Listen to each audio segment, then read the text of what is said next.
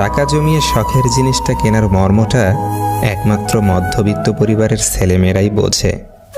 মানুষ এখনও এটা বোঝে না যে রব সম্পর্ক জিনিসটা বানিয়েছেন একে অপরের কেয়ার করার জন্য, একে অপরকে ব্যবহার করার জন্য নয়।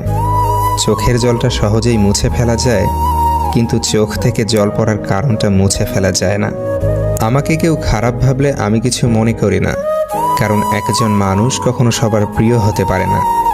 আমি আমার বিবেক দিয়ে নিজের পথ চলব, যে চেনার সে ঠিকই আমায় চিনবে। বুদ্ধিমানেরা কোনো কিছু প্রথমে অন্তর দিয়ে অনুভব করে, তারপর সে সম্বন্ধে মন্তব্য করে। নির্বোধেরা প্রথমেই মন্তব্য করে বসে এবং পরে চিন্তা করে। মেয়েরা জীবনে দুটো জিনিস চায়, একটি হলো সম্মান, আর একটি হলো মনের মতো জীবনসঙ্গী।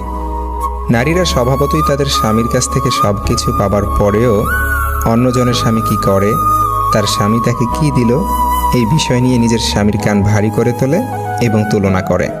তবে স্বামীর উচিত তার স্ত্রীকে বুঝিয়ে বলা যে রব সবাইকে সব রকমের সক্ষমতা দেননি, তাই অন্যের বিষয়ে কান বা নজর না দিয়ে নিজের দিকে দেওয়াই ভালো, তাহলে সংসারে সুখ আসবে।